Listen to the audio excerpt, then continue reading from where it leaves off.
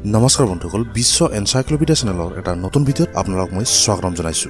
বন্ধুসকল, আমি সকলোৱে পাত মাৰো। কিছুমানে ভাবে যে মহিলাসকলে পাত নামাৰে। আৰে ভাই, তেওঁলোকেও পাতে, আপোনাৰ সমানে পাতে। কিন্তু ইয়াত এটা কথা আছে যে মহিলাসকলৰ পুৰুষৰ তুলনাত পাত ধৰি ৰাখিব পৰা ক্ষমতা অধিক থাকে। সেইকাৰণে পুৰুষবিলাকে গমেই নাপায় যে মহিলাসকলে কোন সময়ত পাতে। গতিকে আহক বন্ধুসকল, আমি আজি পাদৰ বিষয়ে কিছুমান ৰহস্যময় কথা আৰু নজনা কথা জানো, যিবোৰ জানি আপুনি আচৰিত হৈ যাব। গতিকে চাই থাকিব বিশ্ব এনসাইক্লোপিডিয়া চেনেল, আৰু এই চেনেলটো যাতে আপোনালোকে সাবস্ক্ৰাইব কৰে আৰু ভিডিঅ'বিলাকত লাইক কৰিবলৈ নাপাহৰে। এতিয়া ভিডিঅ'টো আৰম্ভ কৰোঁ। বন্ধুসকল, পাদৰ বিষয়ে মই কিছুমান এনেকুৱা নজনা কথা আগবঢ়াম, সেইবোৰ জানি আপুনি আচৰিত হৈ যাব। তো 1 নম্বৰ, পাত অৰ্থাৎ গেছ। এই গেছৰ পেটত থকা সময়ৰ তাপমাত্ৰা হৈছে 58.6 ফাৰেনহাইট। 2 নম্বৰ, আপোনাৰ পাত মাৰোতে যিটো গেছ ওলায় সেইটো গেছ জুইও লাগিব পাৰে। আপুনি কোনোবাই যদি পাত মাৰাৰ ঠিক 2 ছেকেণ্ডৰ ভিতৰত তাত জুই লগাই দিয়ে তেন্তে দপদপকৈ সেই জুই জ্বলি উঠিব। 3 নম্বৰ, গা ধোৱাৰ সময়ত পাত দিলে তাৰ গন্ধ দুগুণ হয়। ইয়াৰ কাৰণ হৈছে আমাৰ নাকটো ভিজা অৱস্থাত ভালকৈ কাম কৰে। 4 নম্বৰ, পাদত 59% নাইট্ৰজেন, 21% হাইড্ৰজেন, 9% কাৰ্বন ডাই অক্সাইড, 7% মিথেন, 3% অক্সিজেন আৰু 1% অন্যান্য লেতেৰা পদাৰ্থৰে গঠিত হয়। 5 নম্বৰ, পাত মাৰাৰ ফলত আপোনাৰ ব্লাড প্ৰেছাৰ স্বাভাৱিক হৈ থাকে। সেইকাৰণে পাত মাৰিব লাগে। পাত মাৰিলে আপোনাৰ স্বাস্থ্য ঠিকে থাকে। 6 নম্বৰ, পাত ধৰি ৰখাটো আপোনাৰ স্বাস্থ্যৰ বাবে ক্ষতিকাৰক হ'ব পাৰে, কাৰণ বহুবাৰ আপোনাৰ মগজুত সেই গেছ উঠি মূৰৰ বিষ কৰি দিয়ে, আৰু যিজনে পাত ধৰি ৰাখে তেওঁৰ টোপনি যোৱা সময়ত সেই পাত ওলাই যায় আৰু তেখেতে গমেই নাপায়। 7 নম্বৰ, সাগৰত থকা ব্লু হুইল অৰ্থাৎ নীলা তিমি মাছে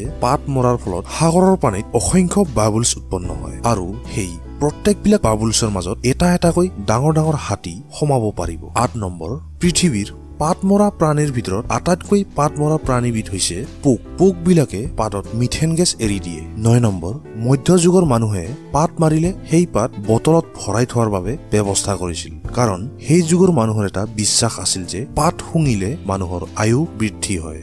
10 নম্বৰ, কুকুৰৰ গাত এনেকুৱা এটা শক্তি আছে যে তেওঁ নিজৰ পাতটো চকুৰে দেখা পায়। 11 নম্বৰ, এজন নৰ্মেল মানুহে দিনত প্ৰায় 20 বাৰ পাতে আৰু সম্পূৰ্ণ জীৱনটোত প্ৰায় 5,200,000 বাৰ পাতে। আপুনি কেতিয়াবা গণি চাইছেনে যে আপুনি দিনত কিমান বাৰ পাতে? 12 নম্বৰ, আপোনাৰ পিছফালেদি ওলাই যোৱা পাতটোৰ স্পীড 10 ফিট পাৰ ছেকেণ্ড। এইটোৱে জন্মদিনৰ কেকত থকা মমবাতিডাল অতি সহজে নুমাব পাৰিব। 13 নম্বৰ, আজিকালি বজাৰত এনেকুৱা এটা খোৱা সামগ্ৰী পোৱা যায় যিটো খালে আপুনি পাদিলেও লেতেৰা গন্ধৰ ঠাইত ভাল পাৰফিউম বা ভাল সুগন্ধি তেলৰ নিচিনা গোন্ধাব।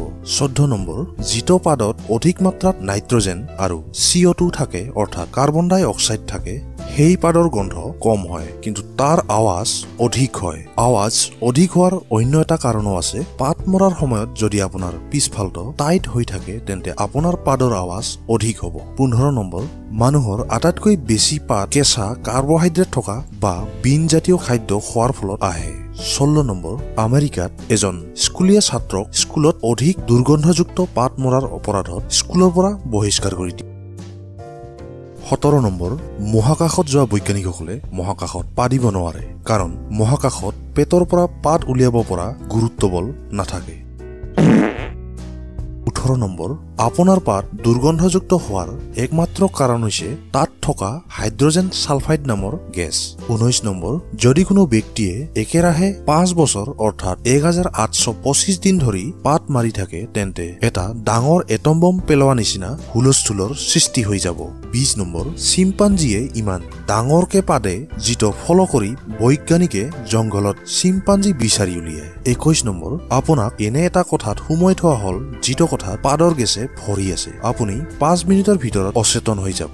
22 নম্বৰ, এইটো সত্য যদিও কোনেও নাজানে যে ফ্লাইটত থকা অৱস্থাত মানুহে অধিক পাতে, সেইবাবে ফ্লাইটত 4টা কুল ফিল্টাৰ থাকে। 23 নম্বৰ, মানুহৰ মৃত্যুৰ পিছতো পাত বাহিৰ হয়। 24 নম্বৰ, পৃথিৱীৰ সকলো মানুহৰে পাত গণনা কৰিলে প্ৰায় 18 লাখ কোটি হ'ব। 25 নম্বৰ, পাত লগাৰ সংকেত পায়ুত থকা হীৰাই মগজুলৈ পঠায়, কিন্তু যদি আপোনাৰ পেটৰ গোলমাল হয় সেই হীৰাবোৰে পাত আৰু লেট্ৰিনৰ মাজত পাৰ্থক্য ধৰিব নোৱাৰা হয়। সেইবাবে আপোনাৰ পাদৰ লগত কেতিয়াবা লেট্ৰিনৰ বাহিৰ হয় গতিকে বন্ধুসকল মোৰ আজিৰ ভিডিঅ'টো ইমানে আশা কৰিছো ভিডিঅ'টো আপোনালোকে ভাল পাইছে আৰু ভিডিঅ'টোৰ পৰা পাদৰ বিষয়ে নিশ্চয় কিবা এটা নতুন কথা জানিব পাৰিছে গতিকে এনেধৰণৰ ইন্টাৰেষ্টিং ভিডিঅ' চাবলৈ এই চেনেলটো সাবস্ক্ৰাইব কৰিব আৰু লগতে ভিডিঅ'বিলাকত লাইক কৰিবলৈ নাপাহৰিব আকৌ লগ পাম অন্য এটা ভিডিঅ'ৰ সৈতে আজিলৈ ধন্যবাদ বন্ধু